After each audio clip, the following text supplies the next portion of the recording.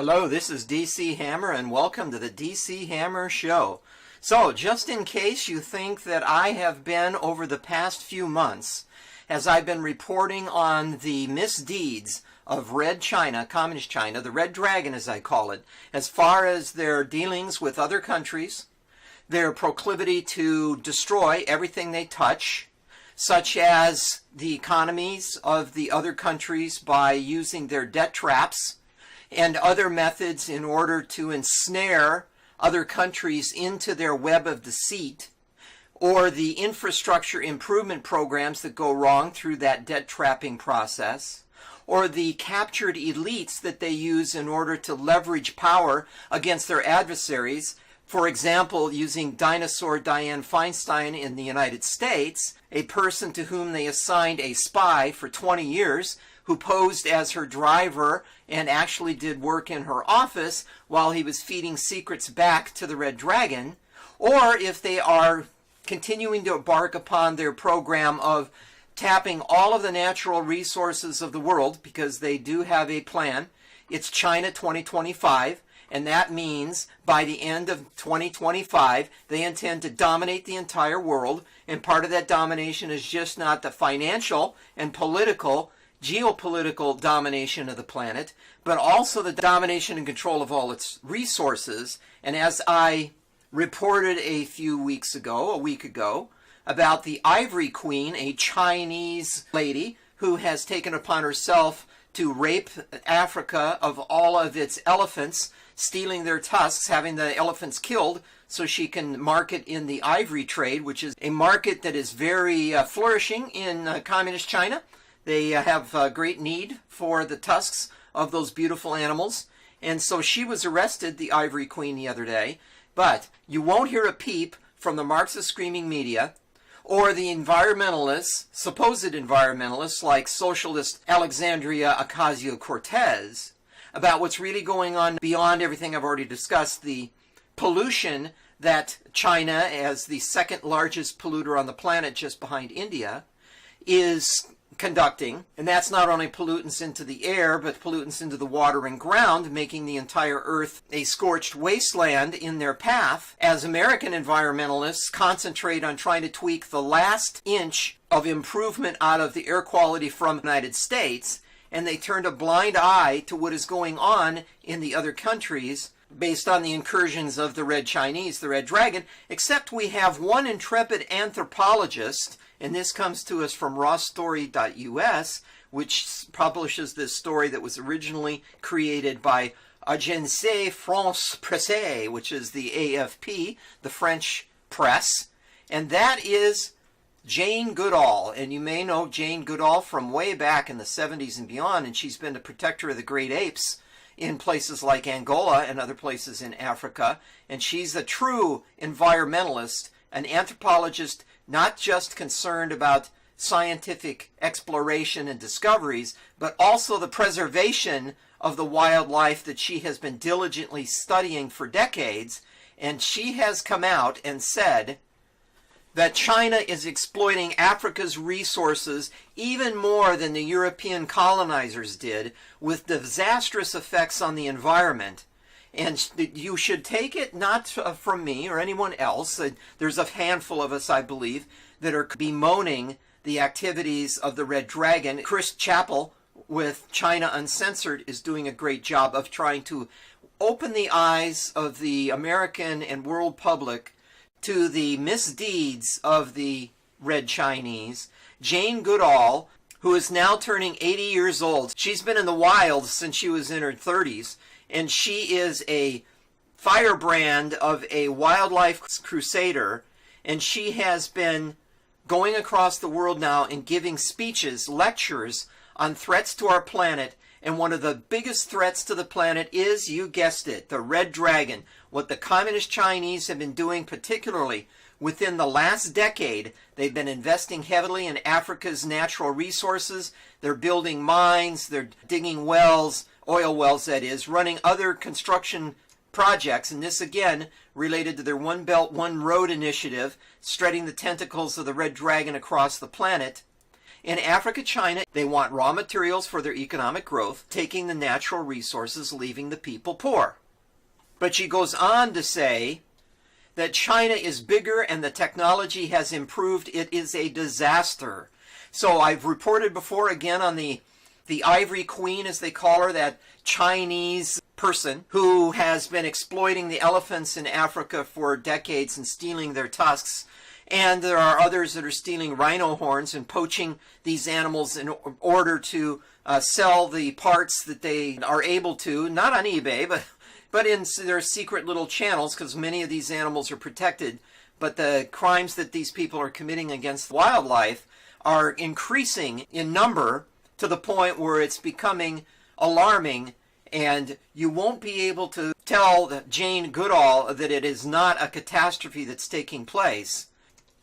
So from shark fin soup to the use of ivory for various uses, Jane Goodall's organization, Roots and Shoots, and what she has done is she's doing what the left has been doing for years in this country, but she's doing it for a good cause, and that is she's bending the ear of the tots. She is going to children and she is educating them in how to truly love nature, love the animals, and do things to help them. And one of the places with the biggest audience is China, and she sees that the enthusiasm of the Chinese youth is just as exuberant as the excitement in children all around the world. So she's working bottom up in order to influence the policies of communist China by building within that communist state an awareness that the activities of the Red Dragon currently, what Xi Jinping and his band of Chinese brothers are doing to the planet, causing extensive damage.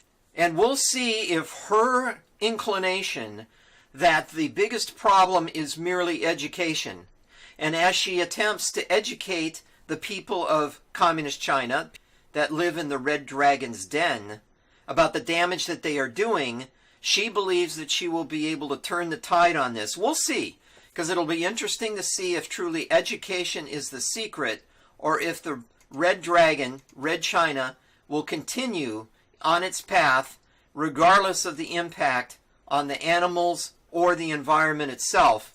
And even though the Red Dragon has spent $400 million on a project on China's Loess Plateau on the Yellow River, that is bouncing back now from all of the damage that the Communist Chinese did when they were into their building program with that project. And so we'll see.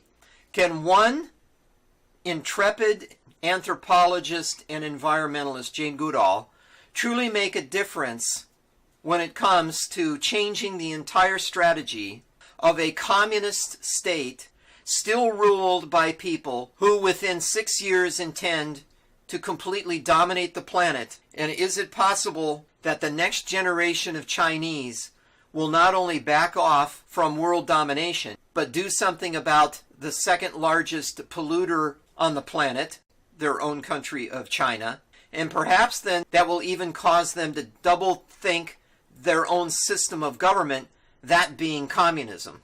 We'll see. So PJ Media, and this is published a day ago on WorldNet Daily, has been doing some exploration into the true dangers of allowing the North African and Middle Eastern populations to move from one part of the world where they currently occupy to other parts of the world that they are now settling into, and bringing their cultures with them and not assimilating into their new environments, not respecting the laws and the traditions of their newfound homes, but rather just turning the new areas that they inhabit into subsets of the same kind of gang violence and criminal enterprise that they were involved in their home countries.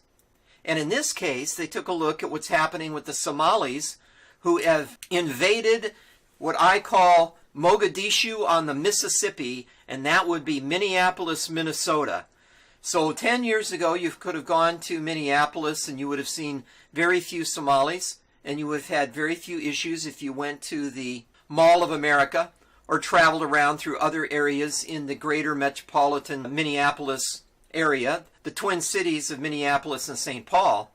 But in 2019, it's a completely different picture. So yes, there are people that come to this country from other countries that are truly in need of a new home, willing to assimilate, anxious to not only enter a new country, but to become family members of their new nation state. And those are typically the people that come here legally. The illegals, on the other hand, tend to behave in a completely different way. If you've seen the yellow jacket, the yellow vest revolt in France, and now it's spread on to Germany and other parts of Europe, you don't see much about that anymore from the Marxist screaming media, but you will see a lot of it still going on that's reported through the alternative media. And that is the pushback, the blowback that is happening now by the previously indigenous populations of those areas. In other words, the French are upset about the incursion of these North African and Middle Easterners, especially the ones that are there completely illegally and have turned the streets of Paris into a slum that would be reminiscent of some of the scenes you would see in a place like Mogadishu. And it's beyond belief. The Somali gangs now are battling in Minneapolis, and the Somalis that just happen to have not joined the gangs yet are demanding that the cops do something. Well, this is interesting. A few years ago, the Somali taxi drivers, and the Somalis have pretty much taken over the taxi business in Minneapolis, were starting to refuse to obey the laws, the restrictions against discrimination against others in that city, and were at times refusing to transport white females if their dresses were too short, were refusing to allow people, even if they were blind and had seeing eye dogs, onto their taxis because dogs in that culture are considered dirty. Somali taxi drivers decided to go on strike at one point and tried to see if by strong-arming the city of Minneapolis they could get their way when it came to regulations that they were being required to comply with in order to maintain their taxi licenses. They had to back down on that, and there have been times when police have tried on many occasions to deal with a lot of the violence that's going on in the Somali areas, the areas in which the Somalis dwell in Minneapolis. Particularly, they seem to gravitate towards the malls. And so there's a mall north of Minneapolis. The Somali gangs were descending upon it. They were stabbing people. They were robbing people at will. The police came in to try to stop it. But what's interesting is the Somalis that they were questioning in order to try to figure out who these people were that were wielding the knives and doing the damage would not cooperate with the police at all. And so you have this two-edged sword where as long as it was white people that were being stabbed, the Somalis that weren't in the gangs did not feel a need to cooperate with the police in order to stop those Somali gang members that were wounding and robbing the white people. But now that the Somali gang violence has boiled over to the point where it is now affecting the non-violent Somalis, now they want the police to come in, wave their magic batons, and to make that problem go away.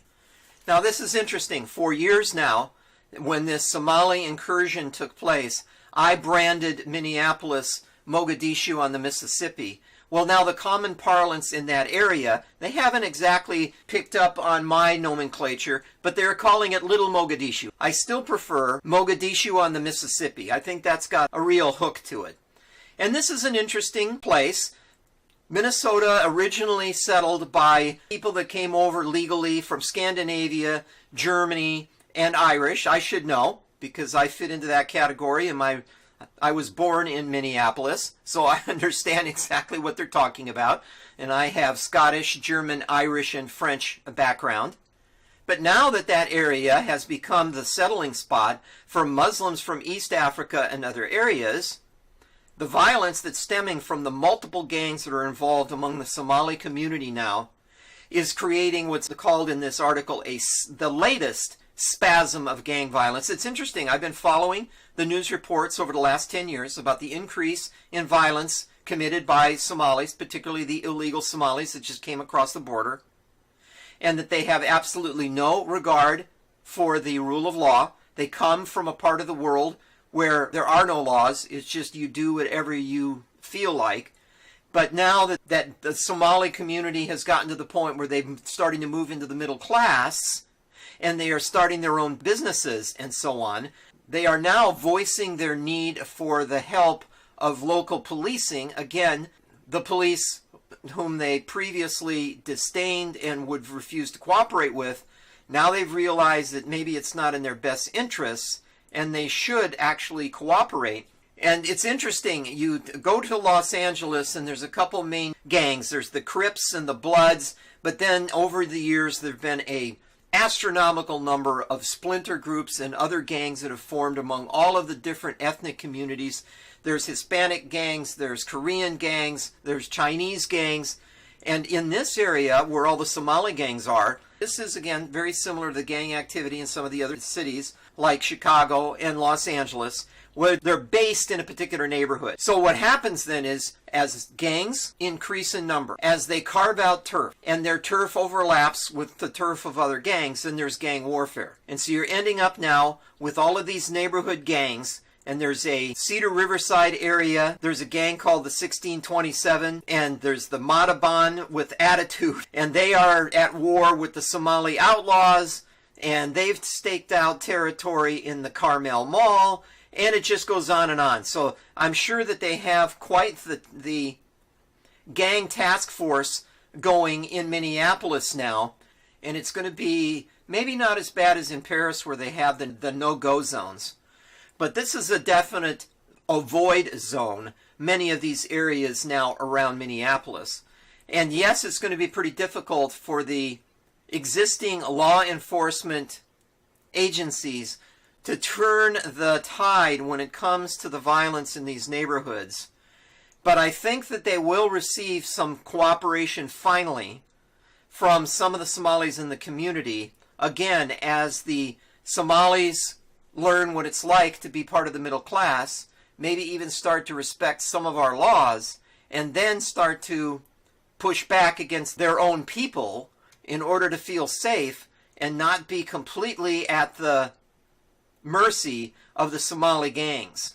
And then there's another wrinkle. The Somalis are Muslims, and they have no love for the Jews.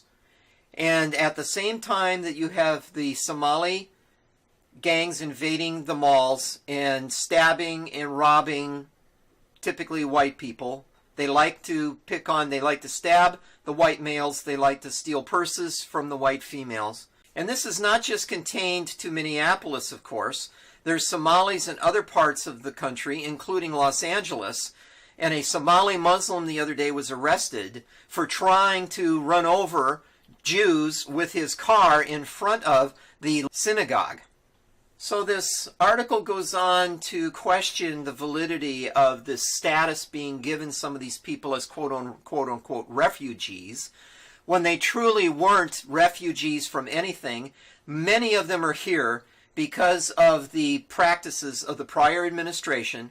Barack Hussein Obama attempted to flood the United States with Muslims from not only Somalia but also from Syria. And if you paid attention to what happened when he was attempting to get tens of thousands of Syrians across into the United States, even that they weren't asked to be here, it was just the President of the United States asking them to be here. What was happening that many people don't know is that the Christian Syrians were being stopped at their border crossing as they were trying to leave Syria, as the towns like Aleppo, the second largest city in Syria, was under dramatic attack from ISIS. Again, a lot of people would allege that ISIS was created by Barack Hussein Obama and Hillary Clinton by running guns from Mexico to Libya to Turkey to Syria and into their hands, along with No Name and other people. That maybe there's a few senators, there's still hangovers from that whole activity. Can you say, Lindsay? And who knows? We don't know any of that for a fact, or at least I don't. Maybe others have already connected those dots. But as then that area began to drift into chaos, as the deep state tried to completely destabilize that area and to throw out Bashar al-Assad and insert their own puppet into the leadership of that nation, well, a refugee could clearly claim amnesty and protection in the nearest safe country. That's how amnesty and issues like that run. But when they flee the entire continent and they come overseas and they end up landing on another shore, like that of the United States, and then proceed with the help of the former administration then to spread out throughout the entire country, that is not a refugee issue. That is way beyond that, and I would say that you'd have to do a mind meld with the former president in order to fully know exactly what he thought he was doing. But I would believe that due to the fact that there are a lot of people that believe that Barack Hussein Obama is truly Muslim, and that there's no doubt that he hates Christians and Jews, with a variety of places where he's gone to worship over the years with Reverend Wright's ministry and so on, hanging around with Farrakhan. It'd be hard to dispute the presumption that the people you hang with probably represents some of your predilection when it comes to decisions you make about other cultures and races and religions.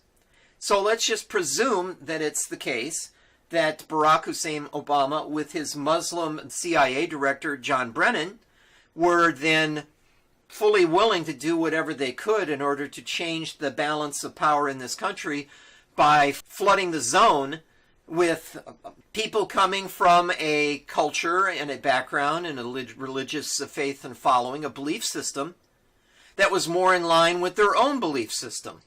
Is it possible? Thank you for watching, and God bless. And now the DC Hammer Show is available as an audio podcast. Just go to Podcast Garden or iTunes and search for DC Hammer or News Narrative Analysis Associates, NNAA.